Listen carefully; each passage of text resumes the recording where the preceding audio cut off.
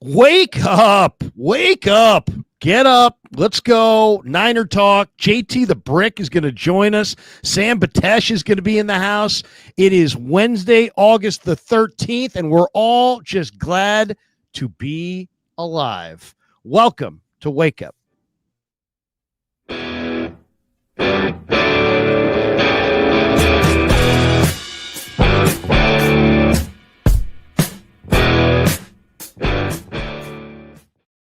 And I guess the very good news is no Niner was injured during that opening monologue there from Larry, which is good because it seems like there's a new Niner getting injured every 15 minutes out there. So let's see if we can go another 15 without anybody getting hurt. And look at who we've got. One of the best guys in the history of guys, much less the radio business, a friend and mentor, a guy who's going to be behind the mic as the Raiders and Niners tune it up on Saturday afternoon at Allegiant Stadium in Las Vegas. JT, brother, so good to see you, pal. How are you?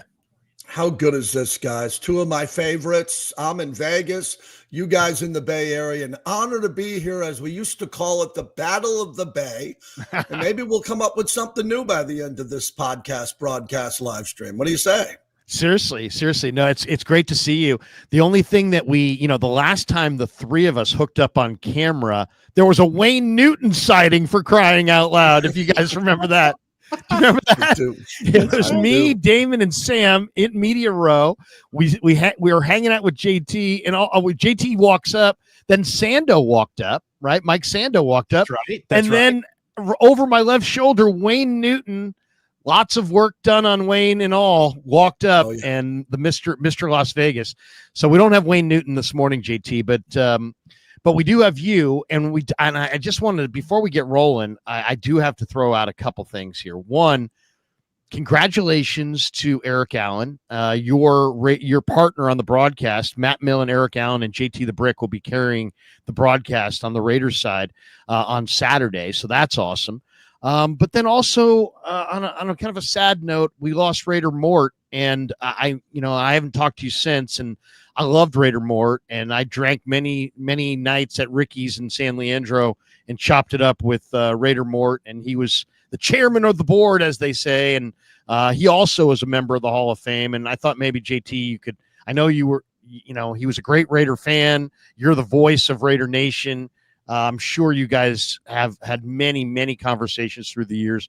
Maybe you could just reflect on those two moments, getting your name shouted out by the great Eric Allen in Canton, which is just an unbelievable thing, and then the loss of a real good friend. Yeah, let's start with Mort. Mort was one of my best friends. He really was. I talked to Mort every day. Let that sink in. I try to speak to my dad every day, the best man in my wedding. Mort and I spoke almost every day for over 20 years. He was a guiding light for me on the radio. He listened to you guys. He loved Bay Area radio, national radio, and we just talked. It was part of my life, and Mort was a really good friend. It's sad the way it ended. He was one of the most influential people I've ever met in sports. He's one of the most knowledgeable people and humble people I've ever met, and his life came to an end, Larry and Damon, way too short. He should have had a very long life. He was in brilliant shape.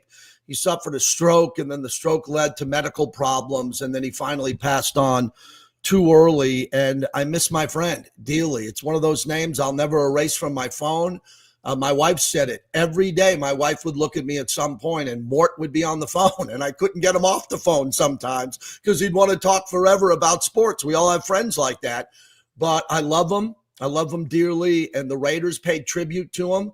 I talked about that with Damon. So let's do this live stream in memory of Mort, because he loved this game. He loved this game, Niners and Raiders. And on Eric Allen's front, very just humbling. He's been my partner since the Raiders have come to Vegas. He waited 19 years to get into the Hall of Fame, long overdue. 54 interceptions, 8 return for touchdowns. I don't think you're going to see that coming up anytime soon. And just a better person than he was a football player. It was great to be in Canton with him. It was special, and I know how much it meant to you. And I'm very happy that happened for you. And again, when you got shouted out during the Hall of Fame induction speech, that had meant not a lot to you, but your wife and your boys sitting right there with you in Canton. It was just fantastic. And football really does become a family affair. And Whenever we lose a member of our family, it always hurts. By the way, speaking of the family grows. We do have Sam Batesh, I believe, with us. We're going to have to go to a quad box. We have are we? Here we go. I can do it on my end here. I'll bring him in. On your end. This is look at the technology. Look at that. Wow. Look at that. Wow. Look at that. Very exciting, boys. How we doing, huh? How we doing over here? JT, what a weekend. What a weekend. We talk about it all the time, JT. Tips of the trade. And you had an epic Hall of Fame weekend. Larry, did you tell the story about what your ultimate dream was regarding the Hall of Fame? I told him, I said, I told Roger Craig, man, if you could shout out my name in your Hall of Fame speech someday, it would make my in some ways, my sports career life complete. And I understand, I love football players, and because I think they're really down to earth people. And when I love covering sports, and all the athletes are great, but I have a special affinity for the football player. Maybe it's because I've scouted, maybe because I've kind of know their process, but I think deep down, they're just regular guys. They're guys who lift a lot of weights and eat really well, and watch a lot of film. But in a lot of ways, that's who I am as well. So, it's like, so I love the players. So I do have a special affinity for the great ones and the Hall of Famers. One quick one on Roger Craig. So I'm working with Matt Millen, and he's one of the greatest storytellers of all time. Get this, he took over for John Madden on CBS and Fox. So just forget about the Lions where he was 0-16. He won 4 Super Bowls, and he was widely considered one of the best color analysts in the history of football. So I'm on the team bus with him, and we're there, and we're going to the game, and I'm telling stories, and I go, give me the Mount Rushmore of broadcasters you work with. He looks at me, and he goes, wow. He goes, well, I got to start off with Vince Scully and Jack Buck. I go, okay. So I'm doing the game with him, and I'm going, wait a second. He's asking me, how do I call the game? And he says Vince Scully, Joe Buck. Then he goes down Musburger, everybody else. But he mentioned the fact he won 4 Super Bowls. And he goes, I should have won 6. And I go, explain. He goes, well, the 83 Raiders, in 82, we were better. We didn't win. But get this. He was on that Niner team where Roger Craig fumbled the football. Matt Millen was a great Niner.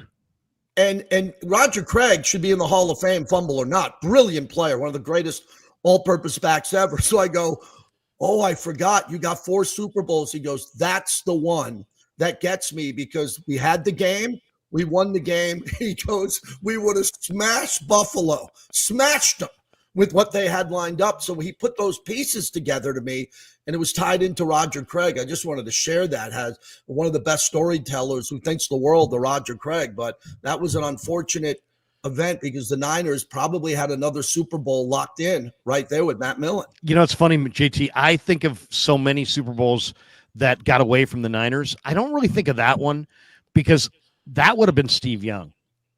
Joe Montana was knocked out, and Steve Young, that was not the Steve Young at that point. That was the Steve Young of 1994. But I always think of the one that got away as 83, the bad calls at RFK against Ronnie Lott.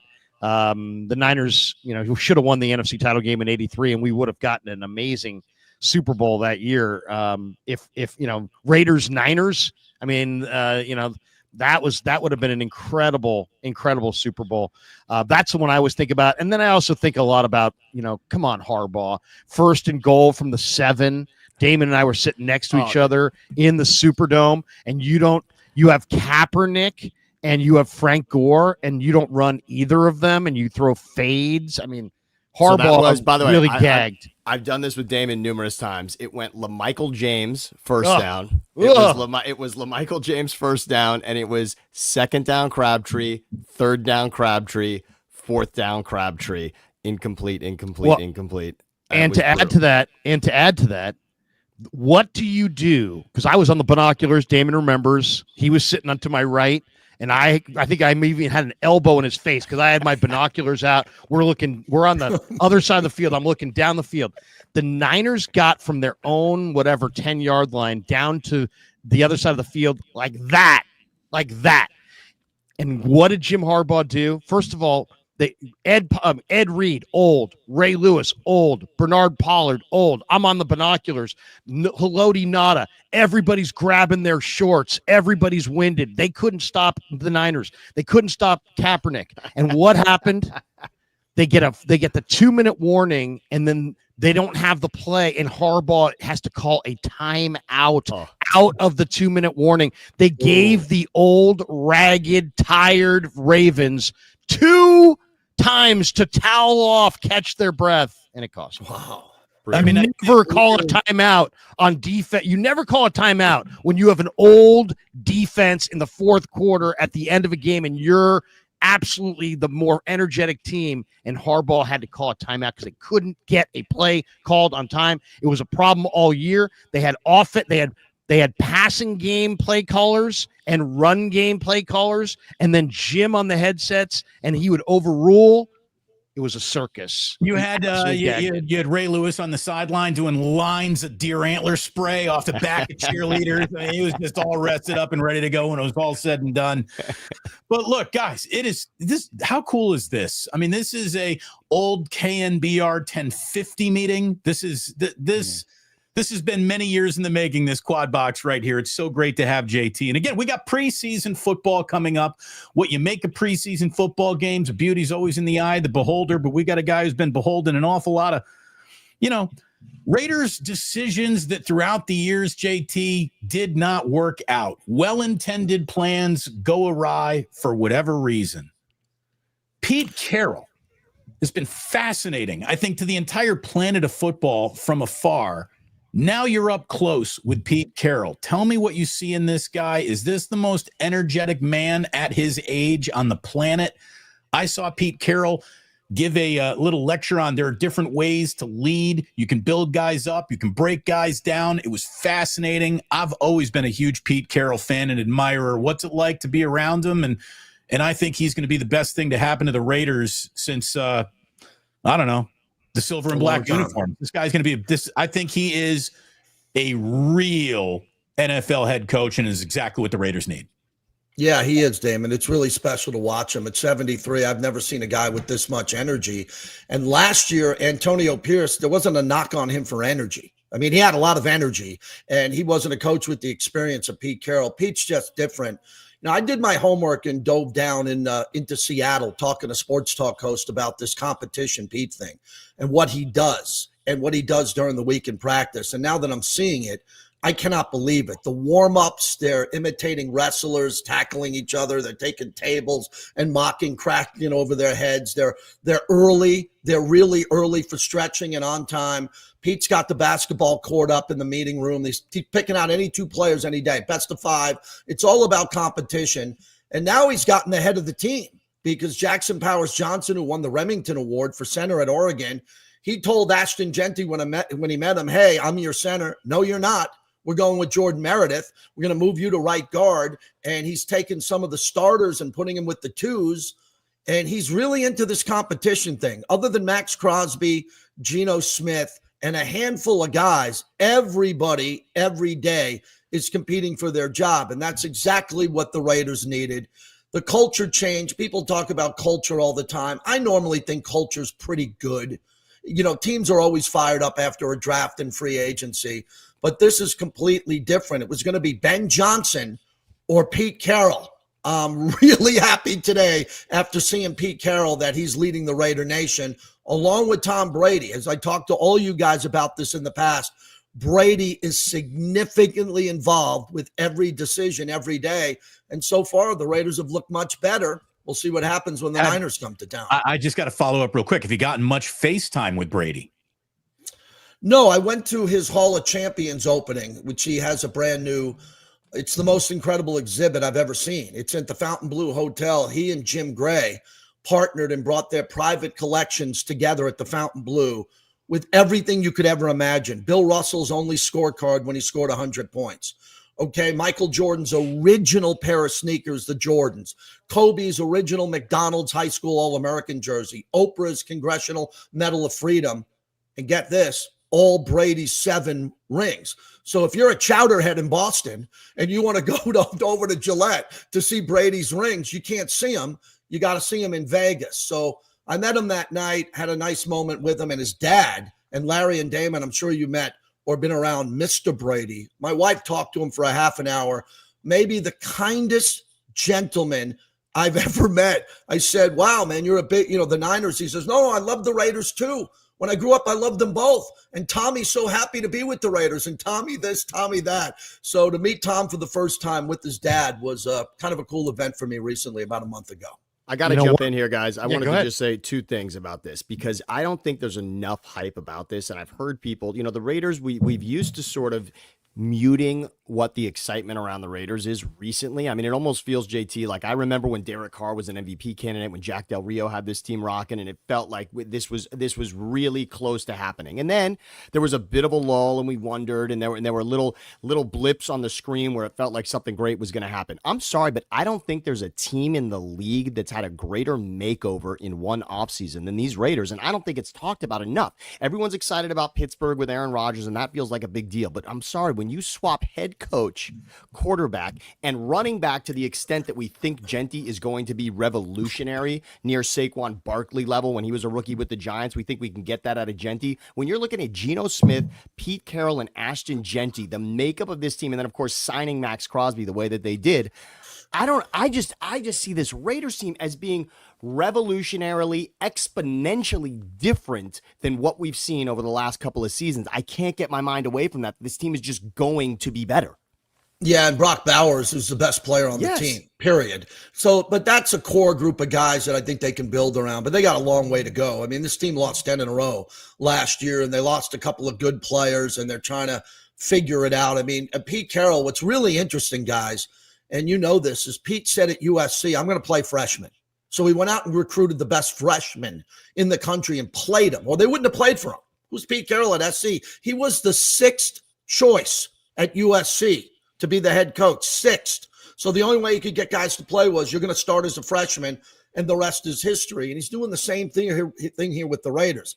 Darian Porter, a converted wide receiver out of Iowa State, going to start at corner because he looks like Richard Sherman. They trade Jacorian Bennett because he doesn't look like Richard Sherman. I mean, this guy is like, if you don't look the way I want you to look, if you're not 6'2" and over 200 pounds, you can't play corner for me. If you don't look like the way I think a center should look, I'm moving you to right guard. That is different. And the Raiders have had a lot of hype over the years. I will say this, the way I counter this, because I've been beat up for over 20 years. This is 28 years for me with the Raiders. The first 4 years, 2 AFC championship games and a Super Bowl appearance until Barrett Robbins went to Mexico. We'll get into that another time. And then, for 20 years, there were for 20 years there were a couple of 8-8s. There was a 12-4. There was a playoff thing with Gruden until he was taken out by the Goodell emails. Another topic. So every year I'm the hype guy. Oh, this is the year we're going to get better. And it hasn't been the case. So I'm very guarded with what's going to happen here. But clearly, Sam, they're on a much more stable track, a lot more humble, and very excited about the future in Las Vegas. It's funny. Everybody's got the headlines except for the guy that I think is the real difference maker. Brady's getting headlines. Carroll's getting headlines. Kelly's getting headlines. To me, the big ad was Spytech. And look at the offseason. I mean, I follow the draft closely. Dante Thornton, Jack Betch, Charles Grant, Cam Miller, Ashton Genty, J.J. Pegues, Tonka Hemingway, Darian Porter. I mean, there's a lot. This was probably one of the Raiders' best drafts. I would say this is probably the Raiders' best offseason in probably 15 years if you combine draft and free agent additions. They've upped the talent level on this thing dramatically, and they're definitely in that team to watch. I agree with JT. It's going to take some time, but Spytech knows his personnel, and to me, I think the Raiders, I think it's good for the NFL when the Raiders are great, and I'd love to see the Raiders get back up on top, and I think they're headed that direction. JT, I got to ask you though, what is the backstory on this Christian Wilkins thing?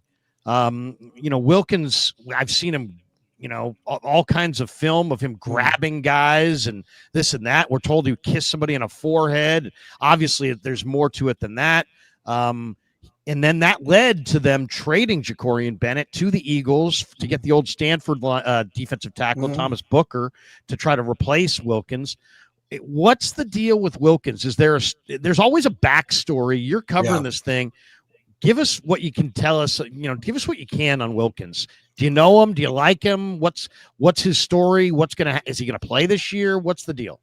Yeah, there's a lot to the story that I'm not aware of. I could call Max Crosby and ask him directly, who's a friend, and I won't, because what happens in the locker room, I'm not a member of the team. But there were some shenanigans in the locker room, the way he showed affection and all that. He was rehabbing through an injury, possibly not rehabbing correctly. But guys, the whole thing about this is he wasn't drafted by Spytech and Carroll. He wasn't one of their guys. And they were able to look at him in the offseason and look at his rehab. And I believe they recommended for him to get another surgery, which he declined to do. And they saw a window to get out of the contract. Now we'll see what happens. Lawyers are involved. There's $35 million more in guarantees. He made $50 million for 5 games. D'Angelo Hall made $8 million for 8 games. I remember that number. And Jamarcus Russell got $39 million guaranteed back in the day. So put him on the Mount Rushmore. But the sad part of Wilkins was, what a brilliant player coming to the Raiders. I always say on my shows, and I always say this, I want Pro Bowlers. The Niners are great at this. The Niners draft players and develop them into Pro Bowlers. The Raiders brought in a Pro Bowler in his prime in Wilkins, gave him $90 million guaranteed, and he played 5 games. So they got the guy out of the building, which I think was correct in their goal. Wasn't one of their guys. They didn't want him. But man, what a big loss for this season. To have Max Crosby, Malcolm Kuntz, a rotation of like 6 defensive tackles, and Wilkins not coming off the field if he was at 100%, that could have changed everything on the path of the Raiders being much more competitive this year, and I think they'll be competitive. So it's all going to play out legally, but it was unfortunate because I thought he was a good player, a bit of a clown, and I don't think Pete Carroll has time for clowns or people who are distracting the locker room no matter what they're doing. You ever kiss you on the forehead? I'm not a big show of affection guy other than to my wife. So, I'll give you a fist bump. I'll give you a hug. I'm a big hug guy, but you don't have to worry about me kissing you on the cheek or kissing you on the head. That's not going to happen anytime soon. By the way, we don't have to answer this. We don't have to answer this debate before we leave here today, but I want everyone to think about it as we transition. I know we will eventually to the NFC West, but JT, this is so fascinating. We're so locked into the McVay-Shanahan rivalry and what happens in the NFC West, but I think the greatest rivalry in sports when it comes to coaching right now exists in the AFC West. I mean, for those that don't really know the history and follow it, and of course they haven't been on the field in a professional game in quite some time against each other, but when you look at what's happening with the Raiders and the Chargers now, with Harbaugh and Pete Carroll again going up against each other twice a season, they did this in the NFC West, they did this in the Pac-12, Pac-10. I mean, this is exciting to see these two go at it again because they've got a history, and by the way, a history in some pretty significant games. We're talking Crabtree and Sherman calling each other out, right? We're talking Andrew Luck beating the USC dynasty. I mean, these. What's your deal? What's your deal? Remember that was wasn't that Pete Carroll's line to Harbaugh when Stanford was running it up on the USC? What's your deal? Yeah, a couple of things on that. I believe that Pete Carroll has beaten Harbaugh more than Harbaugh's beaten Pete. And when Pete goes out of the tunnel and he goes up to Andy Reid and he goes up to Sean Payton and Jim Harbaugh, you can look him in the eyes and said, I beat all of you guys a bunch.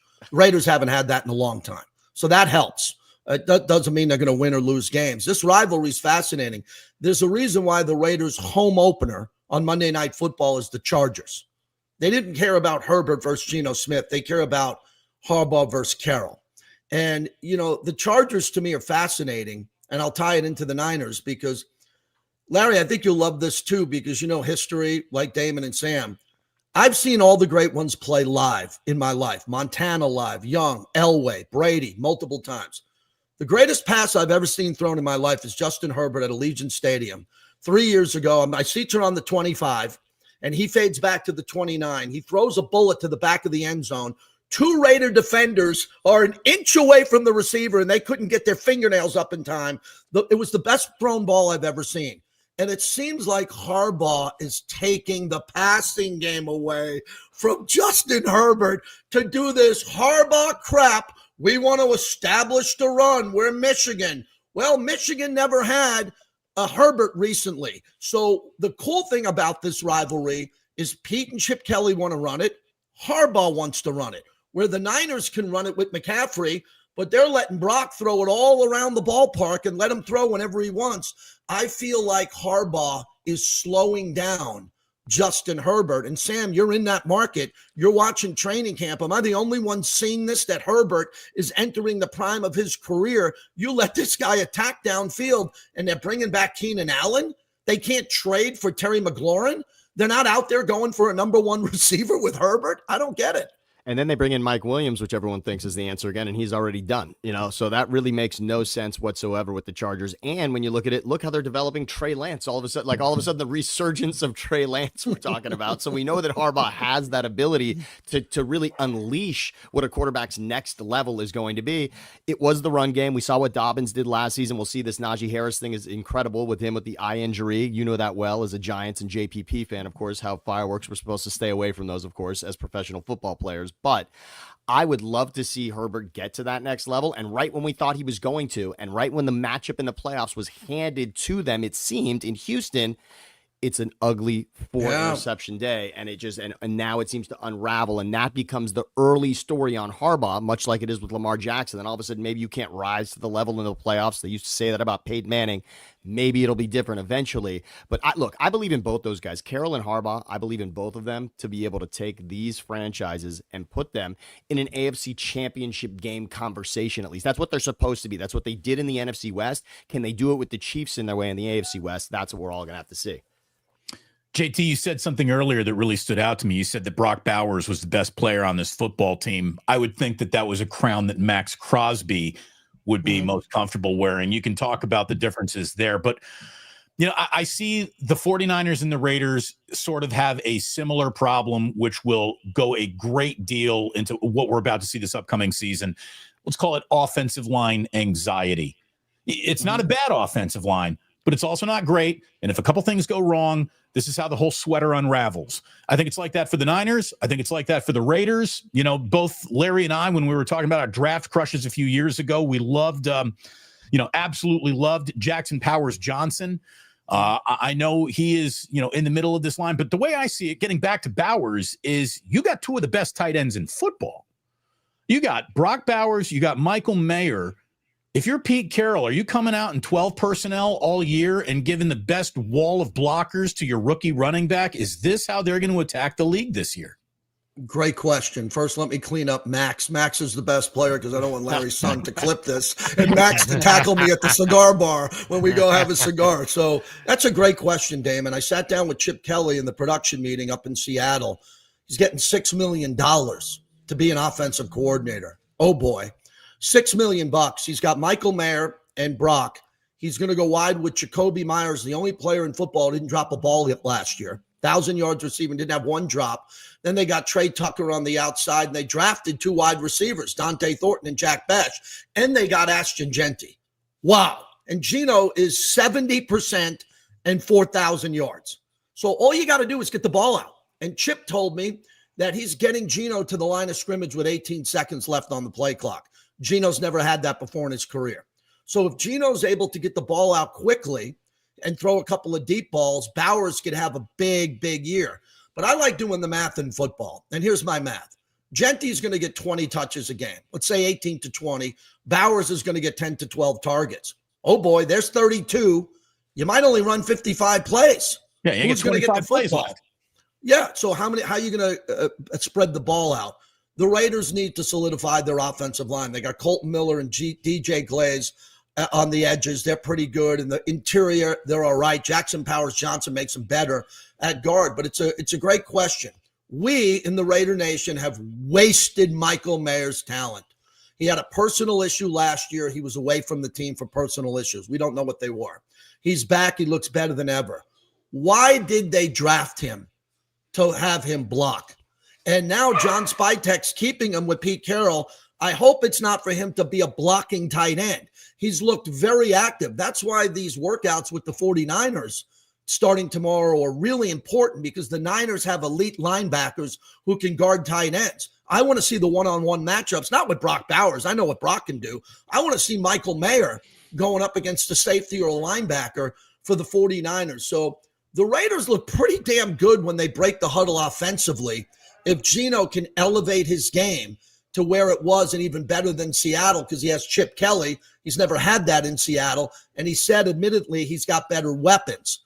But can the Raiders get off the field on third down on defense? If they can, and Geno can extend drives, and the Raiders are, here's the last one. If the Raiders on 2nd and 8 are handing it off to Genty and he's picking up a 9-yard first down, that's the whole season. Because if the Raiders get into 3rd and 3 and everybody's keying on Genty, and then you got to put the ball in the air, you would think Brock on a 5-yard out route's a lock, Mayer on a 6-yard in route. It's going to be easy, but it's not easy if your offensive line can't hold the line of attack. That's the key to the Raiders this year. What is Mayer going to be dealt? I mean, there's also awful lot of talk about him being traded. They also have some other nice tight ends here. Ian Thomas is a good player from Carolina. Albert O, the former Missouri kid, is a major athlete. I mean, Carter Runyon was good at Towson. He's a rookie, but I mean, they got other tight ends here. And it seems like every time I pick up publications and they're talking about one guy in every team that's going to be dealt, the guy for the Raiders is always Michael Mayer. Are they? You think they're going to keep Mayer, or are they going to move Mayer? Well, Larry, another great question. He's a valuable chip. And if you want to keep a player like that in this league nowadays, what do you get, a 4th or 5th round pick from Michael Mayer? Like, who cares? Oh, you're going to give me a 5th round pick. You're not going to give me a 1st or a 2nd or a 3rd. So I think because he's salary protected on his rookie deal, I wouldn't move him. And I think they're going to need extra blocking on the line of scrimmage. But it's a very fair question. You know, George Kittle has changed the game because he can go deep. He can come back to the ball. He can block. He can do things over the middle of the field. I think Michael Mayer is a poor man's George Kittle, but we haven't seen it yet here. And Brock, I don't look at Brock as a tight end. I look at Brock as a hybrid wide receiver. So if the Raiders are going to make a trade, it's got to be for a corner. It's got to be for a corner. And they got some aging linebackers, but I like aging linebackers more than rookie linebackers. But if they're going to move Mayer, I don't think they will. They got to get a piece who's going to be a starter for Pete Carroll on defense because, as you said, Larry, they got a pretty good tight end room. I don't think that's the depth of this team. The depth of the Raiders is, I think, the running back room with Raheem Mostert. And believe me, keep an eye on Sincere what you're McCormick. going to see with Zamir. Yeah, I don't think he's going to make the team because Zamir White out of Georgia, who wasn't playing well last year because they couldn't get him to the line of scrimmage, he looks like the star of camp. And you want to talk about a trade piece, go get Zamir White in a trade, and he could be a featured back for a team that has a good offensive line. But we're going to see. Raiders defense is what needs to be worked on. And Patrick Graham's a good D coordinator. I think he'll be a head coach at this time next year.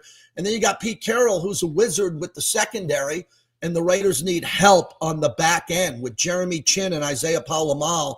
They're going to start a rookie corner and Eric Stokes, a journeyman corner. So if I'm Josh McDaniels week 1, if I'm Justin Herbert week 2, Jaden Daniels week 3, I'm going attack, attack, attack. Let's throw deep on the Raiders. And the only thing that can save the Raiders those first 3 weeks is Max Crosby, like a madman, getting to a quarterback that could maybe change the Raiders because they're scheduled 2 road games right out of the gate at New England, at Washington.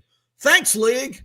Thanks for that one. Appreciate that one, Roger. Thank you. The league always sticks it to the Raiders. I think the league always sticks it to the Raiders early in the year. If there's a team that has a consistently brutal September schedule, it's the Raiders. Now, I don't know if it's because Al sued the league or there's all those conspiracy theories. I don't know about that, but man, there's been times where. How many times it seems like have the Raiders played the Ravens in Baltimore in the first week or 2 of the season? I mean, that is a scheduled loss. Which, by the way, was a win last season. That was a win last season.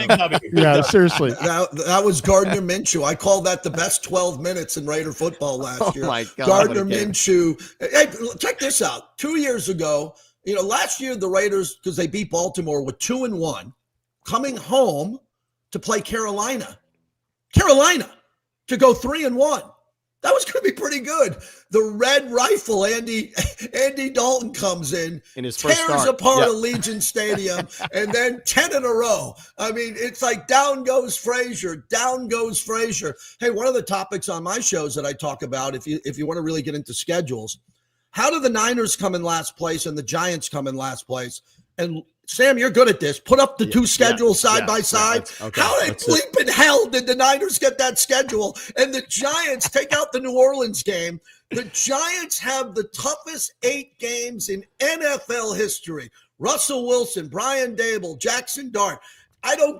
You could put together an NFC all-star team to play the Giants' first 7 games, and the all-star team would go 1-6. And the Niners are going to go tiptoeing through this Dick Vitale Cupcake City schedule. Thank God, you Niner fans who are watching, it's going to be a tailgate at Levi Stadium. You don't play anybody this year. What a beautiful schedule for the Niners. Niners got it. The Niners really, Very when you look at it, not just favorable. It's the best schedule. It's the best schedule in years. It's the best schedule in just about a decade. It's the best schedule for numerous reasons. Because they got, I mean, look, last place, there's 3 swing games in that schedule because you play the Giants instead of the Eagles.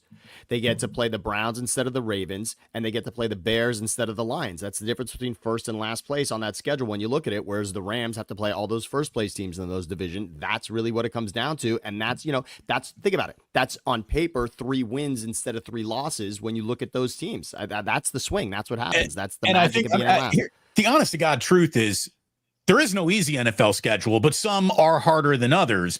What really makes the Niners' schedule look a lot easier is we have circled them as the aberration of last year. Here is the good team that had the shit season, and hopefully one off season, they'll be a good team again, and they can run roughshod through this. Let's see. Still a lot of football to be played, obviously. And again, I can report to you that 36 minutes into this live stream, the Niners have not suffered any major injuries. I'd like to congratulate all of them. The Niners would suffer 2 major injuries at breakfast. I mean, they seriously, these guys can get hurt anywhere. But one thing to remember on the schedule, and it's an oddity, but don't forget this. The last 2 teams that were in the Niners spot of playing the statistically easiest schedule in the NFL both finished that year with losing records. So there's a reason the Niners have a bad schedule, because the Niners may not be that great of a team.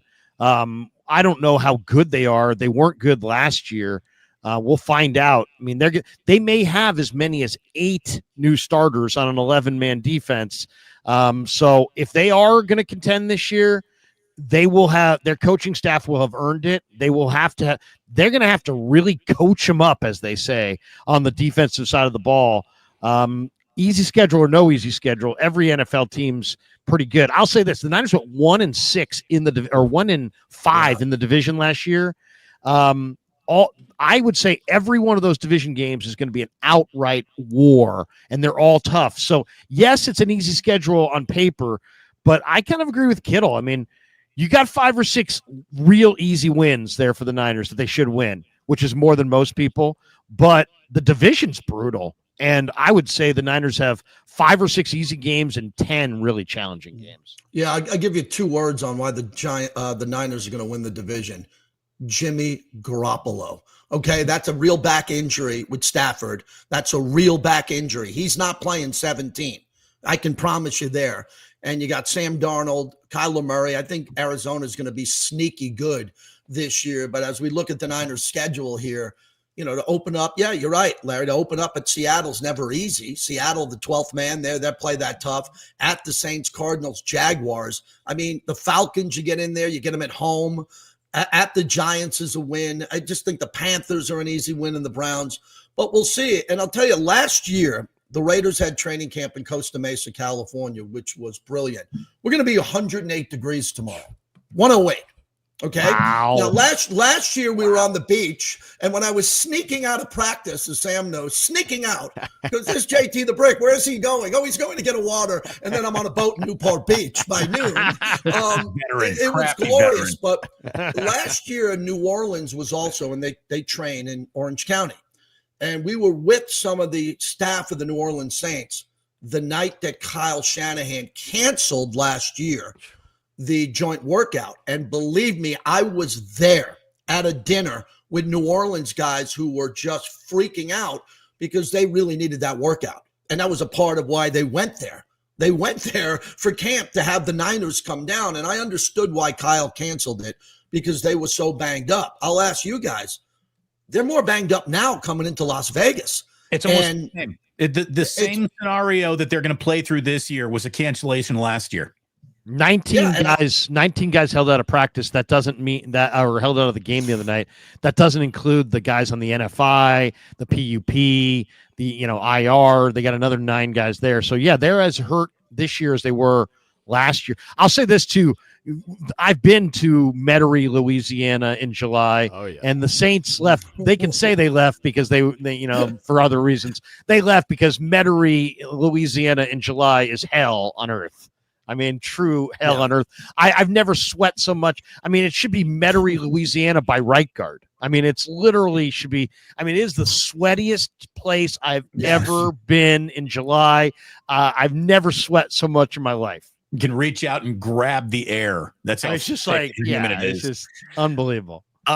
Just getting back to the differences that the Raiders got this year as opposed to last year. Chip Kelly, to me, is just a fascinating guy. I don't know if there's been as high a profile coach who's been as kicked around, openly mocked, openly respected. People talked about the revolution that he undertook at Oregon, how it flamed out quickly in Philadelphia. Chip Kelly's a joke. Back to college as an offensive coordinator for the Buckeyes, a national championship. I don't think there's any denying that he's an odd duck of a person. And maybe he's the kind of guy, some guys should be topping out of the coordinators. They're better at just X's and O's than talking to people and communicating and dealing with the media. Is that what you get out of Chip Kelly, JT? You're around him again. He, brilliant football mind, weird person is what pretty much all precincts have reported. Yeah, I had a really cool experience with him. I want to share with you guys the other day as we were in Seattle.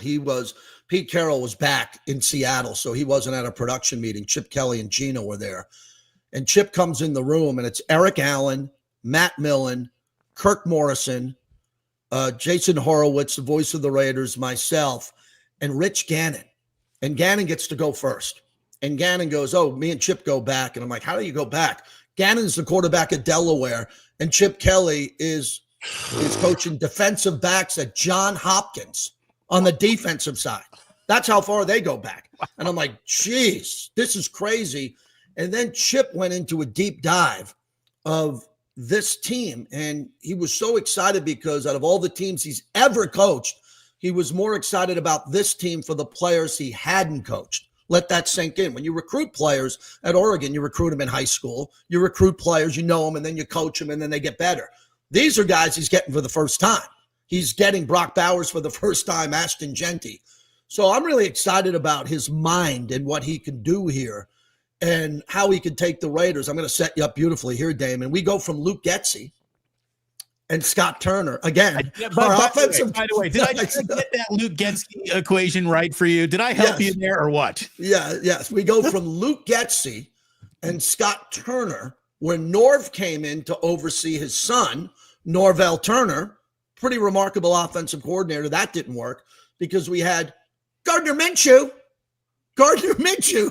who was like not into it, and Aiden O'Connell, they didn't have a good team.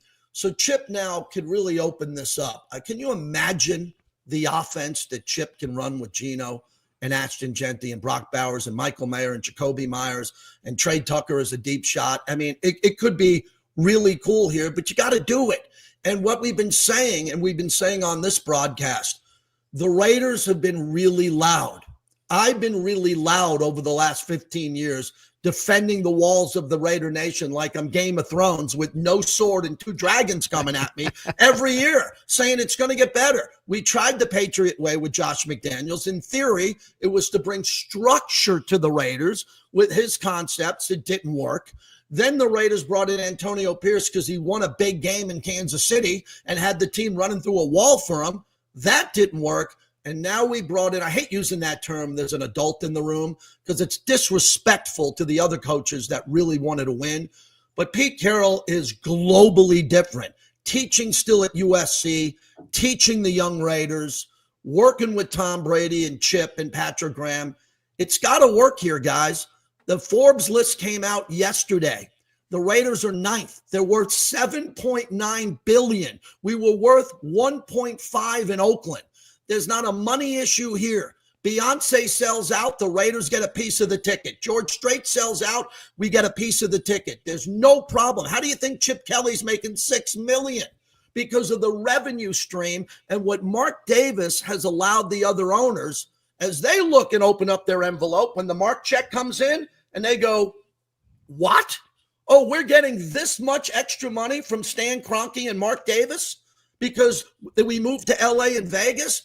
The table is set finally with young players for the Raiders to build something over the next 2 to 3 years because Pete's not doing a 3 to 5 year plan. Right. So I'm hoping they catch lightning next year and the year after, and the Raiders are playing deep into the postseason. I want to jump on one thing. First of all, every Super Bowl should be in Las Vegas. I want to say it 2 more times. Every single Super Bowl every year should be in Las Vegas. It is the city most equipped to handle that event, and it is the greatest place, and it is also the center of gambling, which is going to be legal everywhere, and it's legal there, and that's what matters for that day. If you don't even get to the game, you can be at a casino watching the game, which people do anyway. That city is the most equipped. That stadium is ready for it. We've already seen one. Every Super Bowl in that city, you won't hear a complaint from the media at all. Number 2, Chip Kelly. I want to remind everybody about Chip Kelly. And yes, I'm an Eagles guy. Chip Kelly went back-to-back 10-win seasons in Philadelphia. If you actually look back, the greatest season of Nick Foles' career, yes, he won a Super Bowl as a backup to Wentz. But his greatest season in 2013, he was a near MVP candidate. He had the greatest touchdown to interception ratio that we've ever seen in the league. It was like 27-2 or something. It was that. He threw 7 touchdowns in one game. You remember it, JT, against Oakland. the Raiders in Oakland. Nick Foles was the greatest he ever was with Chip Kelly as his head coach. And by the way, Mark Sanchez, if you love or hate him, doesn't matter. His greatest statistical season was also with Chip Kelly as his head coach. Raw deal because Chip didn't mesh with the people of Philadelphia. I can understand that. Chip Kelly's not a... When he introduced those nutrition shakes, they're like, nutrition, fuck you. This is Philadelphia. You can't mess with Philadelphia, Chip. You're too smart for Philadelphia. That's what happened to him. That's fine. And obviously we know what happened in San Francisco. But Chip in this role, forget about the paycheck because none of us have to sign that check. Chip Kelly with Pete Carroll there to run the show. I'm sorry. That's going to work. And you said it. Some guys work and don't, whether it's coordinator or head coach. And you found that out with McDaniels twice now. Chip Kelly's that guy. Fine. You've got him on the staff. That part I am not concerned with. Chip Kelly will be great in that role. And I'm sorry. I think this comes down to whether or not Genty is that magical player that he is supposed to be. He's not going to be magical if he can't get to the line of scrimmage. Yeah. Okay, so that's the key, and you might see it in this Niner game. Saturday, early start, 1 o'clock. JT, get out of the bar in Vegas. Come on, let's go. Get to the front. We got an early start here because the Raiders got to get something going against the Niners in this game. It's their only home preseason game. They're playing Mike Vrabel and Josh McDaniels in less than 3 weeks on the road. If you're going to do this in Henderson every day behind closed doors, great. You got this massive playbook. We got to see something Saturday against the Niners. Whoever the Niners, and look, I saw Brian Baldinger, I retweeted it this morning. He put up this tweet about the Niners stunting defensive line in that preseason game. I'll ask you guys, what the hell were the Niners doing in that first preseason game? Bringing the house and stunting defensive tackles. Well, I hope they do that against the Raiders. Yeah, Robert Saleh is, understands that, they can't. They don't have big time pass rush, and they got a lot of young DBs, so they better get creative up front quick. And so he's not wasting any time. He's showing 7-man surfaces at the line of scrimmage and all kinds of stuff, and sending guys. He blitzed the heck out of Chase Lucas and got a safety out of it. I think the Raiders and the Niners in a lot of ways are very similar from the standpoint of both of these teams could be really good if they build up the line of scrimmage. I like Dylan Parham, the left guard. He's a tough ass. And I like Jackson Powers Johnson And I like some of the Niner interior guys, but both. I mean, I think of the Raiders' greatness. I think of Art Shell, Gene Upshaw. You talked about your early days with the Raiders. I think of Wisniewski. You know, they used to have greatness on their offensive line. They need to go get some big powerhouse blockers for that offensive line to go with. I love the brawling tough guy Parham, but I got to see a little bit more for the Niners and the Raiders on the line of scrimmage. Well, that yeah, to but me is the where Niners, it all starts. The Niners, and out of all due respect, and you guys have been kind to the Raiders in this conversation about where they're going, the Niners are a Super Bowl contender. The topic is the Niners had a 5-year window to win multiple Super Bowls, and they did not. And when you look at Kyle and what he's doing with John, they've built it right. And they've paid a lot to keep the stars, and you got to pay a lot to keep stars. And they're trying to draft the right players. And other than this injury bug, which I don't get, the Niners are built in a window to do what every team wants to do. Get me back to the playoffs. You think Joe Burrow wants that? Get me back to the playoffs. Lamar Jackson, put me in the playoffs. Niner fans should be happy that the organization from top down has put the Niner Empire and their fans in a position to continue to go back to the postseason and then take their shots. And I'm very impressed with it. I hope the Raiders are turning the corner here because we've been waiting a lot longer than the Niners. But I tell this to a lot of fans, and some people don't get it. The one thing about the Raiders not winning for 20 years is the Patriots have won 6, and I'm going to throw in Brady 7. And Mahomes has won, 3 or 2? What is that? 2 or 3? Well, Three. No. It's three that he's won. 3. And by the way, he's been in 5 of the last 7. Yeah, 5 of the last 7 Super Bowls. So here's my point. Those guys won 10. Okay, you haven't seen Cleveland, Cincinnati, New Orleans, Miami. So when everybody says, oh, the Raiders haven't won since, well, yeah, we played in 5 Super Bowls. We've won 3. You're right, haven't won in 20 years. And guess what? Nobody else has freaking won in 20 years either. It's been Brady and Mahomes. 85 Chicago Bears, because in Chicago, memories are all they have. That's Hold it. Hold on. Let's get it. Let's get it. Let's go. I mean, the Niners won in January of 95. Look at that. Look at that Ditka. Signed Ditka beautiful. for my wife there. Signed Ditka. Oh, that's beautiful. That's a beauty, Beautiful. JT. 85 Bears. Jerry Kramer must have helped with that one. That's a good one. I love that. Hey, you know, look, we're going to keep it on football. Let's keep it on football. I love talking football. I could do this. We could do this stream for 5 hours and never run out of things to talk about. But as someone who's doing the preseason play-by-play for the Raiders, when you look across the booth and you look into the Niners broadcasting booth, you're going to see a big incomplete going on there in the absence of Greg Papa. I know that you and Greg have friendships that lasted decades. Yeah. We haven't had a chance to really talk about what Greg is going through. Serious cancer battle, and we wish him the speediest of recoveries. It's a scary thing that he's going through, and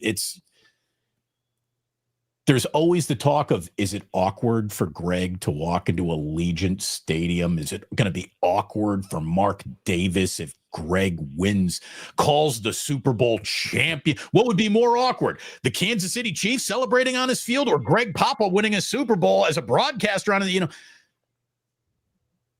Health humanizes us all. Yep. Health humanizes us all. If anything, do you think the Raiders have reached out to Greg here? I don't know I know a lot of people within the Raiders have reached out. I don't know exactly. I've been texting with them, and I let them know this. I love them, and winning is the only option. Greg is a dear, dear, dear friend. The irony of this for me is when I was promoting my book, The Handoff, which was about my former mentor who was fighting cancer, and I was his chemo partner. We were on the field in Oakland, and I was on with Jim Kozimor and Greg. And Greg did this eloquent speech about Andrew and how important the fight and what he saw with Andrew's fight. Well, Greg's going for a fight now. And I know that Greg's going to win this fight. And Greg will be back in the booth eventually. He's a brilliant broadcaster. He's one of the all-time great sports broadcasters that I know. I, like everybody on this stream here, was shocked when we got the news, shocked when we heard it. And now it's not about sports. It's not about the Niners and the Raiders. It's about Greg coming back healthy to beat cancer and come back in a big way. He's too valuable for everyone here. And big prayers up to Greg Papa. I've been texting him, and we've been going back and forth here a little bit, and I'll do anything for him to help him win this fight. Yeah, no question. I texted with him the other day, and I mean, he's Greg and I are like kindred spirits. It's like as deep as I want to get on football. He's right there with me, and he sent me a text the other day, and I hadn't texted with him since the announcement. And I've been filling in for him on the radio a little bit, and obviously we worked together on the Niner broadcast, so I wasn't sure exactly what he was gonna, what it was gonna be about. And sure enough, the first I have it here. It says, first thing he says to me, Tanner McKee sure looks really good. I mean, that's so Greg, it's like, and I'm like, yeah, man. I said, they got a good one. He looks pretty good. He almost got his knee ripped out. And then, of course, we exchanged the get better and I love you and I love you back and all that kind of stuff. But Greg's I agree, JT. I think he's one of the best broadcasters of our lifetime. I think he's that good. I think he really is. And the Raiders' loss is the Niners' gain as far as he's concerned. And I think that's an incredible. Getting him was an incredible coup, and he's just as good a talk show host, I think, as he is as an announcer. And we've all done these things. I mean, JT, you've done both. I've never done both. Damon, I don't know if you've done both. Sam, but we've done shows. But it's a totally different skill set to be able to do a broadcast. And Greg does both so smoothly and so well, and so with such passion. That he's been a great mentor and friend. We've partied big time. I mean, when he got me into clubs that whole week in New Orleans, my show, Gary and I were live on KMBR 9 a.m. Pacific. That's 11 to 2 Central. Greg made sure that I barely made it to those shows. I mean, seriously, I was out from 11 p.m. to 7 a.m. and he was buying drinks, that bar in the quarter that rotates, and then carousel bar. Yeah, I was there. Greg got us into clubs that we couldn't get into, and it was just, I just got great memories of, me and Damon sitting in the park at 3:30 in the morning, getting just absolutely trashed. Lots of good memories, but get Greg, if you're watching this, hopefully you are, and I know you're immersed in a lot of this stuff. Get well, brother. I'll speak for the other three guys in this panel. We love you, and we don't love you because you're a great broadcaster. We love you because you're a great dude, and that's what I would say more than anything. It's like, some people are good guys, some people are bad guys. Other people, he's a dude, and Greg's like a dude, and so I love him, and I know I'm with JT. I absolutely am confident that he will be victorious in this. We make the transition back to sports, and it's always seems so inconsequential. But JT, I got to get your thoughts on the big story here, which is the Jennings holdout. What do you think happens with Jennings? I mean, he wants big money. He's currently the 45th highest paid wide receiver in pro football. The talk is he makes $7.5 million. Yeah. The issue here is that the Niners don't want to give him an extension. He doesn't, if he doesn't get an extension in returns, he loses face in the locker room. He may be unhappy. The Niners are saying, hey, the calf injury is legit. If they give him a minor bump, they don't want to do that because they don't want to rip up his $7.5 million contract that he just signed last year. They don't like the precedent of that. And then if you're Rosenhaus's agent, why would you take a minor bump when you're staring at free agency next March? You're going to bypass your free agent windfall to get a little bit of a bump from the Niners. So I don't think any contract extension really works. Definitely a big money long-term deal isn't happening. Here's where he's paid. He's paid right now the 45th receiver, and the guys behind him are Roma Dunze and Drake London. Okay. He wants to be paid $22 million a year. If he was, he'd be in a group that's with Terry McLaurin, Devontae Adams, Chris Godwin, Stephon Diggs. I don't know about you guys. I don't think JJ belongs with Adams or Godwin or Diggs or McLaurin. I think he barely belongs with a Dunze and London. I think he's paid pretty much what he deserves. Where are you guys on this? JT, what do you think? I want to push back real quick before JT jumps in, and I know JT is going to be great on this, but I just wanted to say, Larry, the problem is the names that you rattled off, which you said he's clearly not in the league of those players, and you're talking about Godwin and some guys that have done some things in this league. Every contract is predicated on the idea that we're paying you for something you've done or for something you're about to do. Juwan Jennings' moment to strike is right now because Debo's gone and Ayuk is hurt, and Jennings could theoretically be the number one wide receiver here. If Kittle's not a wide receiver, which he's not, he is a pass catcher, of course, but if Juwan Jennings is in the conversation to start the season and up through maybe week 6 as the number one receiver to Purdy, then right now is the moment for him to argue for this money. You have to understand that this is the time for him to say, I will be on the level of those players you just said, and some of those players that are getting paid in that 20 million range, they may not return to form, and Jennings doesn't have that question mark over him. He will be in that form. And as I've said many times to all of us here, the T. Higgins contract blew this whole thing up. T. Higgins is a wide receiver 2, being paid as a wide receiver 1.5, basically, and that has changed the mentality for every receiver in the league. And who thought the Bengals would set the mark for paying players too much? But that's what happened, and that's where Juwan Jennings is at this moment. He gets nothing. In Vegas, we have cash windows. You cash out with your chips. The window, we call it here in Vegas. The Niner window is closed. Enough of this nonsense. The Niners have paid everybody. They've been more generous than any team in football, other than Dallas, who pays their stars at this level. They're done. Kyle's chirping about it in press conferences about, a contract for Brock, and it's enough of this noise. Debo in the past, Ayuk's contract, Trent Williams. I want more. Enough. It's over. Go play football. This guy is a good player. Done. He's got a contract. He's going to play it out next year. Go test free agency. You know what the Niners will do? The Niners will go into free agency and get a better player. They'll get a better player to play for Brock. Enough of this talk with the Niners now paying more money for their roster. Their roster's really good. It's injured. The roster's set.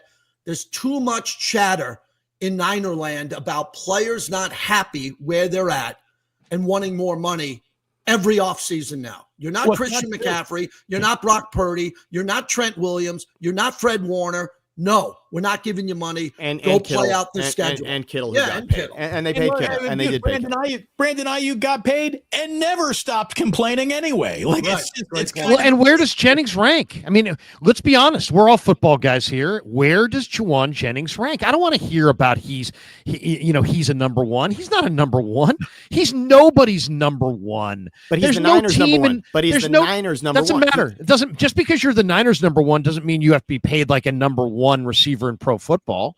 I mean, he's the Niners number one, so he can ask for whatever he wants. This is his time to ask. If they want to give him, if they want to give him but once again, okay, why this doesn't work is why I just laid out. If you give him money this year, now you're ripping up his contract. Now, no contract. Nobody's ever going to, everybody who outperforms their contract's immediately going to want renegotiation. And if you're going to pay him, why not pay McKivitz? He's in the exact same spot. So you can't pay him this year. So anything that you pay him, you're going to pay him next year. And then if you're the Niners, you're going to give him, what would you give him? 2 years, $20 million, maybe 2 years, $30 million, maybe $15 million a year. That's why would he bypass 3 years, $45 million, which he easily could get next March if he bets on himself? Why would Rosenhaus bypass that to stay with the Niners? It's not like this guy lives in San Francisco, native San Franciscan, went to SF State and he's from Tennessee. I mean, what difference does it make? He's been here. The reason why he might want that upfront money and rob a little from tomorrow to get paid today is because he's a 49er, and an hour and 3 minutes into this, luckily no 49er has been hurt, but Juwan Jennings is probably going to have his knee explode when he gets off the bus in Henderson for that joint practice, if he's even going to play, which he's not. But JT, I know you got to get rolling here, man. You got to get to the headquarters. How great was this? Seriously, the only thing this quad is missing is Jen Violet screening phone calls. So that true. would have made this perfect. And by the way, happy birthday. By the way, another one. Happy birthday to Lee Hammer a couple of days ago as well. I think Hammer would have been great overseeing this whole thing as well. Hey guys, I want to say something on the way out. We covered everything. Shout out to my former agent, Matt Miller, who could probably see this and say, wow, look at my guys. They're still evolving. They're still doing good. And look at them now, all getting along. It's amazing when people become friends and they don't let the toxicity of radio get in the way of their friendship. I will leave you on that note. Friends, I don't like radio friends. Sam knows this. I got plenty of friends. I got too many friends. I got the best friends in the world. But I do like a small group of radio friends, and I consider you that. You're guys that I met through radio, but more importantly, you're my friends. I think we should do more of this. If you fire up the machine, I promise you this lineup right here is better than any lineup currently that I know of in Northern California. I think we could kick ass, and I'm open to it. So please keep that in mind. Good to see it, brother. I will send this to Matt Miller, and I agree with everything you just said there, JT. And it's awesome to wrap with you here, and JT's going to be a guest tonight on Niners Nightly. We're fired up for that, and I'm fired up for the Raiders, and I want you to enjoy. You've been covering this Raider team for a long time, and sadly, you've seen a lot of bad football, and I know that was not your intent. But you know what? What comes around goes around, and I think you're going to get something very sweet here in the next few years.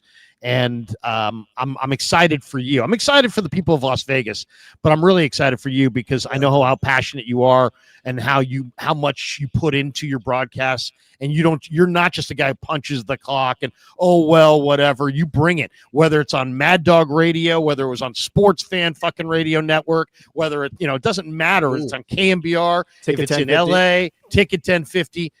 The Brick brings it. You've always brought the energy.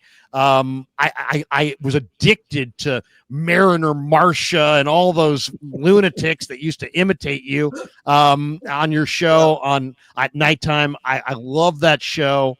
I've loved watching your career. I've enjoyed you on many weekends on KMBR, on Mad Dog, and man. Appreciate we wish you nothing but great health, great success, and a fantastic Have Raider a great future. call this weekend. Yeah, and JT, I want to also remind everybody, I kind of stole one nice season from the Raiders. It wasn't that long ago. Remember 2021, the Raiders actually had the Bengals in that playoff game. The year the Bengals ended up in the Super Bowl, the Raiders were right there at the end of that game with a chance to beat the Bengals season. Wait. The game that Carr on 1st and goal at the 9 threw 3 balls in front of the goal line and not one into the goal line. Perfect way to end this. We talked about Crabtree in that Super Bowl, right? Crabtree and the fans. First and goal at the 9 for Derek Carr. We got a guy now by the name of Darren Waller. Unguardable. Okay, you throw it in the end zone on 1st down, you're going to get a flag. You throw it in the end zone on the 2nd down, you're going to get a flag. That would give it 1st and goal at what? The 1 yard line. And 3 to 4 checkdowns, and Jermaine Pratt, who's now on the Raiders, picks off Carr at the goal line. Season ends, and we didn't throw it in the end zone. A big JT line as I say goodbye. Throw it in the end zone, because if there's a flag, it'll be 1st and goal at the 1. More teams need to do that. Oh, and Derek Carr will be back. He's not retired. He will come out of retirement in this league of tier quarterbacks. And congratulations, guys. You didn't bring me into a tier discussion. Because everybody, right? A tier discussion. I think Derek Carr comes out of retirement because he's too good. He's too young. He's played in too many big games. And I think he plays again. How about that? That's the NFL walk-off. And the NFL Network can't have 2 cars, right? So hey, JT, great to see you, man. We'll catch up soon here, and we'll let you go. Have a great rest of your day. We'll read some supers, and we'll bolt for the door. The great JT the Brick, man. Really asked me about that Las Vegas A's excitement. That's just got to be brimming. How enjoyable is the Brick? Let's hit some supers before we bolt for the door here. We've got this one right here from Aldo. He says, does the appeal process for Robinson's suspension postpone his week 1 through 1, 2, 3 week suspension? It could, I guess, theoretically, but I think it'll get done here, and he will miss the first 3 games. I think that's you just want to get it out of the way. Even if you could kick that can down the road, I'd just rather get it out of the way. I don't know. There's a lot of ways to look at it. I mean, you don't have Ayuk either, where you're going to have Ayuk late in the year. You could say, how about the last 3 weeks? But that just is kind of jerky. I don't think that makes sense. I think you got to do it early. You got to get it out of the way. Your own suspension. Well, yeah, exactly. And also, if you're going to have a punishment, you get rid of the punishment before you get to play in the games. You don't get to play in the games and then have the punishment. Kevin Wood, I started listening to JT the Brick when I was 9 years old on the Ticket 1050. Always loved hearing him, and he's still got his fastball. Yes, I love Man's in his that. prime right now. Yeah. JT's always been good. Mariner Marcia, how annoying was she, by the way? Oh my God, JT! Could you imagine if we all had what him and Rome had, where all the callers imitated us? I mean, that's what they had. They had a show where the callers just called up and did weak impersonations of them. Now, I don't want to put JT on blast here, but he used to give me a call, listening to like Dan Patrick shows or whatever the big national show was at the time, and it must drive him nuts with McAfee and all this. He would call me and he'd be like, "These lazy fucking hosts just read lists and talk to their producers. That's all they do anymore." And he was right. There was a generation of everybody trying to reduplicate the Dan Patrick show with Phil the Show Killer or whatever that name was. Everyone tried to have Dan Lebitard, my board op, is my co-host model there for a while. Well, is that tired? JT the Brick's career. Not a night has he ever shared a microphone with a board op, and I respect the hell out of him for that. Well, solo shows, by the way, are the most difficult. You've all done that. Yeah. And talking to yourself is a unique skill set. And it used to be what set people apart from being radio hosts and not. If you could do it by yourself, you at another elite level. And JT, whether this is a good thing or a bad thing, can talk to himself ad nauseum. And that is an incredible skill. And he's amazing at it. Yeah, no, I mean, no question about it. Barry Ford says, enjoyed Battle of the Bay since move, not the same. Yeah, now it's the Battle of Southwest. Southwest Airlines. I mean, it was all fun and games till that guy got shot after the game. I mean, that kind of put a damper on things. MSQ, JJ should be paid for his value to the Niners, not just market rate. MSQ, MSQ has gone with the same ridiculous take. So let's just go with this. Similar to how NBA stars get paid. Did the Super Bowl say something like this or someone else? Here's the thing about that. What if if the Niners had a totally mediocre receiver and he was their best receiver, they should pay him like Jamar Chase? Come on.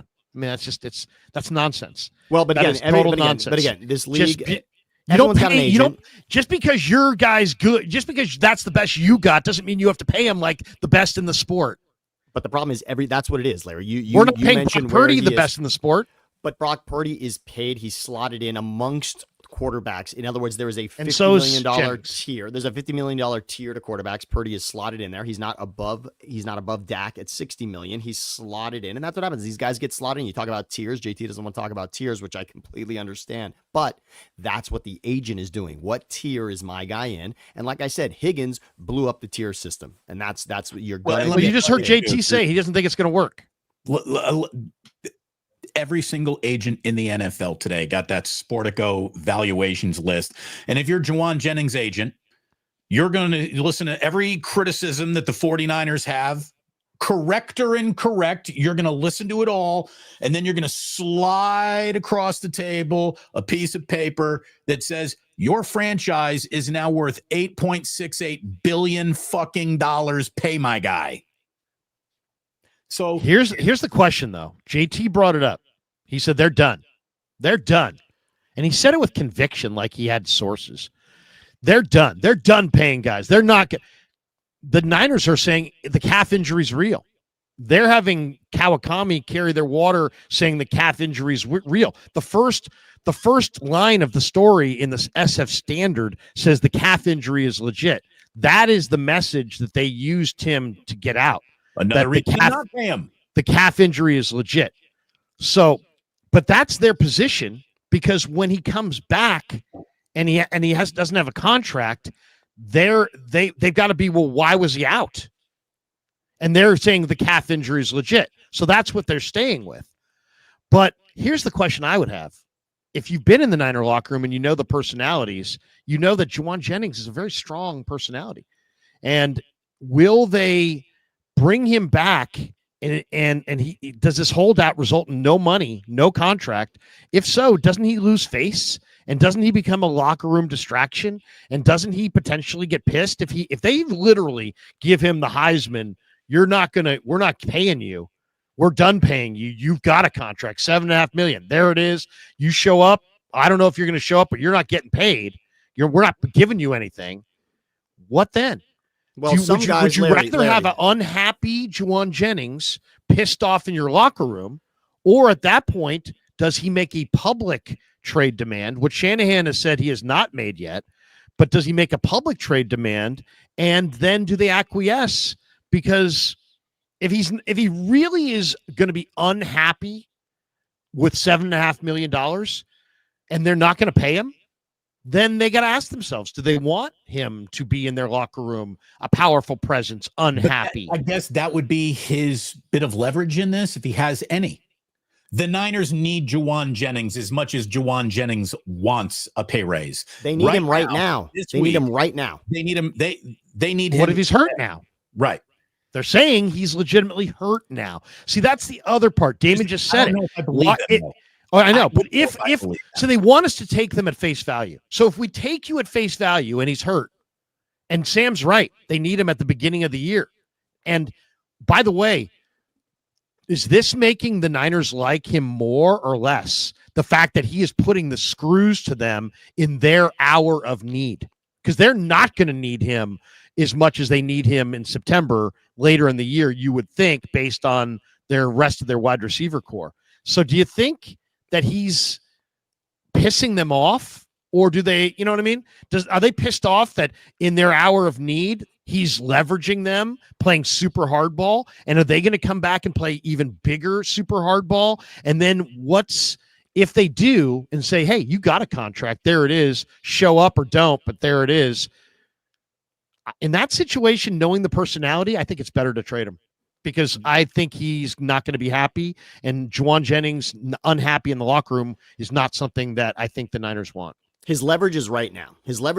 So we all understand. As a business, this is what Jauan Jennings should be doing, and it shouldn't be shocking to any of us. This is the moment to strike it and say, you need me, and I am here, but I am here at a certain number. Number two, Larry, to the idea that he gets paid and he is given the Heisman, does he go out? This is a decision for Jennings now to make. Is this my prove it season, where I'm saying double middle fingers? Should be. This is what I'm worth, and I will show you that. And there's no way I'm not worth. Right. And then I'm out of here. I've shown the rest of the league what I am worth. And again, T. Higgins or whatever new contract is ridiculous like that, he will be at that level, and he will no longer be slotted at 45 in regards to where he stands amongst players from a production standpoint. He has to go out and put it on paper. In the game where they needed him the most, he showed up the biggest. In the game with the most injuries at that position last season, he had his best game. And if I'm his agent, I'm circling that first Rams game, and I'm saying, here's my guy, 175, 3 scores. You didn't have Kittle, you didn't have Ayuk, you didn't have Debo. Look at what my guy did with Purdy, and he can do that for you when you need him. 5 words. And here would be my counter to that. In the year where your receiver, your guy was our number one guy, we were 32nd in the NFL in wide receiver separation. We were dead last, and we won 6 games. So, you know what I mean? Really? I mean, 5 words. Should have signed Keenan Allen. You're on that one, but he's old, Damon. But here's the deal. But that would also be the leverage that the 49ers have back now. Hey, Jauan, we're going to do this with or without you, buddy. It's time to get to work. I mean, Damon, you're right. And I'll say this much. I just want to add to the Keenan Allen thing.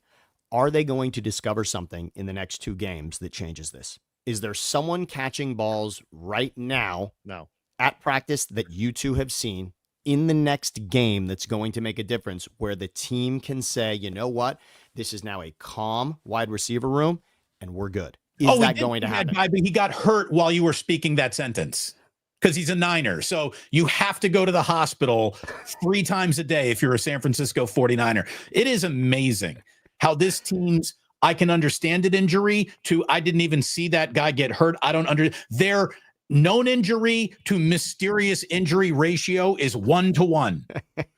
1-to-1. I can see Brandon Ayuk's torn knee. I see that. I get it. You don't need to explain it to me.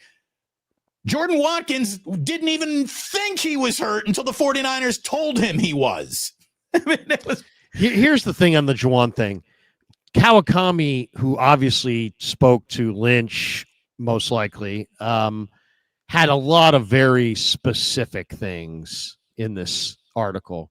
So it's clearly the Niners spilling to him. So give you an example. Jennings probably wants a deal for this year or next that would make him a top 20 paid receiver. Per the team, he's 42nd highest paid receiver. But so where did that revelation come from? Okay, that's a very specific thing. Right. The 49ers likely don't want to give JJ any raise. That's a very specific thing. Where did that come from? How about this? This is a direct quote from the article. There should be a compromise by the cutdown date of August 26th. That's very specific. And then what's most specific is this. He says what he envisions coming is that the Niners tack on another year for like I can give him like a 1 year, $22 million deal. Add in $5 million in guarantees, and so Rosenhaus can say, I got my guy a 1 year, $22 million deal, but in reality it's just cap shenanigans and maneuverings, and it's really just a couple $1 million more. And that sounds like what we're headed towards, which is a big nothing burger. It's a big nothing burger.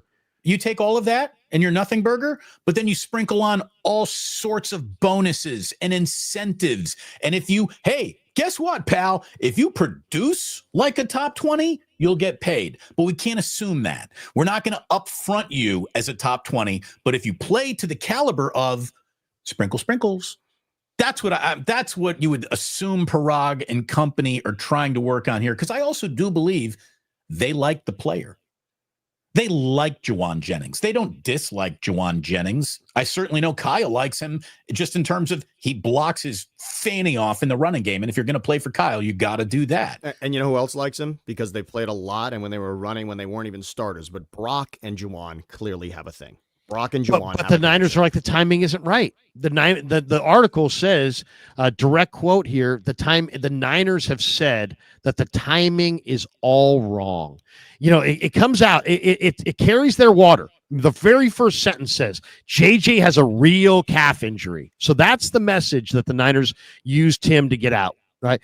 He has a real calf injury. Well, if he has a real calf injury, why would you sign him to an extension? Right. So, I don't, sorry about that. That's the message they want to get out. I don't know why, but calves become Achilles in the last 3, 4, 5 years of sports in a way that they just have never been before, right? If you're in the NBA playoffs, calf equals Achilles. And that's you're because it's Lillard, Tatum, and Halliburton, 3 for 3. I mean, if it's an Achilles, then what the hell why would you even go down this road? And then the main point of this piece is that the two sides are not close to a deal and that it's a stalemate and that judgment day is August 26th and that he's suggesting Kawakami is that there could be some compromise on August 26th. Obviously, that's what Lynch told him. So, that's kind of where it's all at. And the question, though, is if it really is about, I want a big deal, because once again, they don't want to rip up the contract and set that precedent. And they don't want to, and Rosenhaus isn't going to bypass free agency. So they're either going to have to figure out a way to funnel him a few more dollars this year. But I can't imagine, guys, that any signing here is going to take Juwan Jennings off of the free agent market next March. I just can't believe that he would bypass that. And I can't believe the Niners would rip up the contract. And I don't think they're going to do a long-term deal.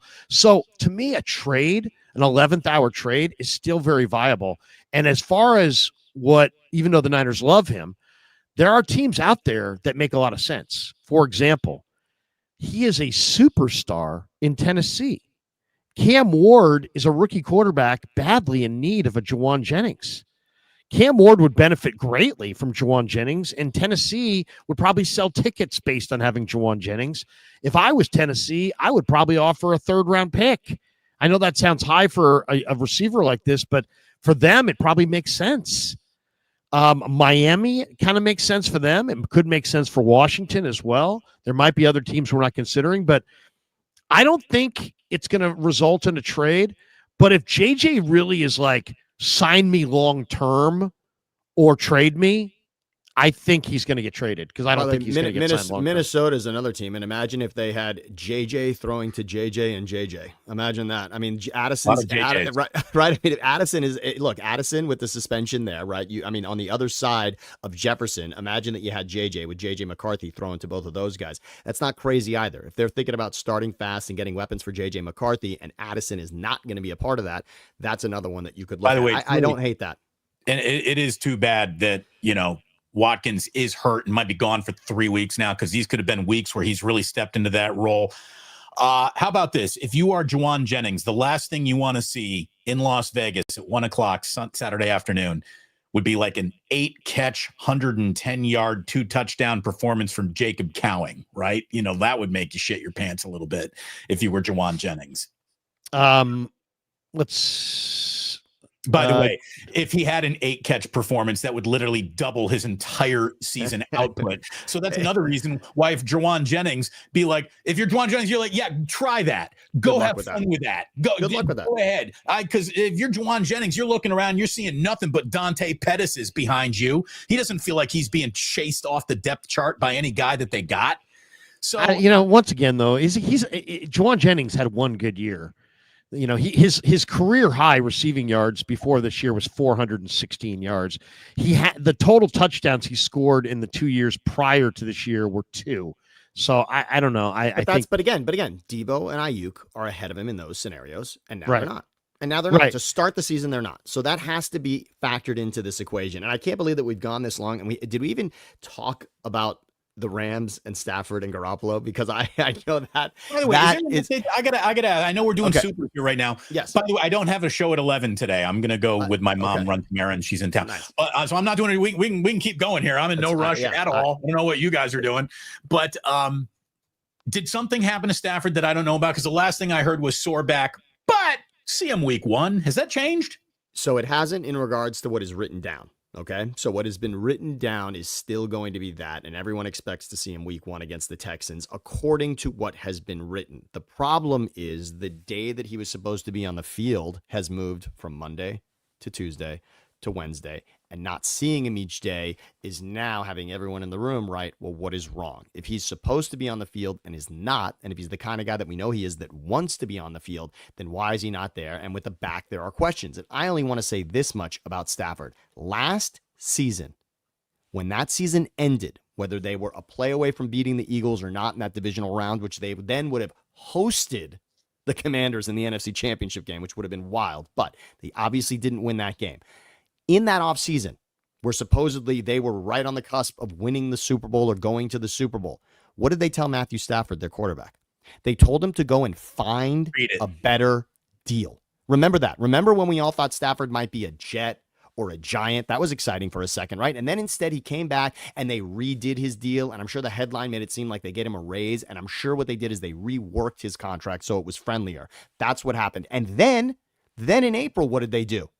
They tried to draft Jackson Dart. Remember that the reason the Giants traded back to get Jackson Dart is because they had to trade ahead of the Rams who were going to grab him.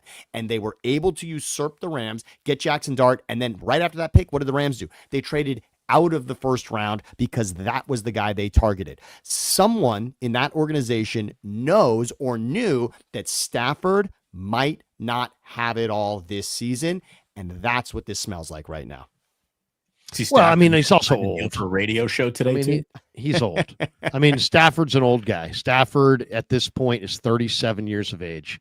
So it doesn't last forever in the NFL. And I think even if they'd gotten Dart, I mean, he was a future play, I think. But yeah, they didn't get Dart, and now Stafford's 37. To me, the Rams, the Rams are are thinner than the Niners. They just didn't have injuries. They're quite a bit thinner than the Niners.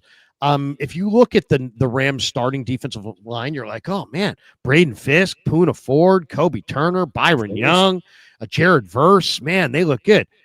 Okay, guess who their backups are there?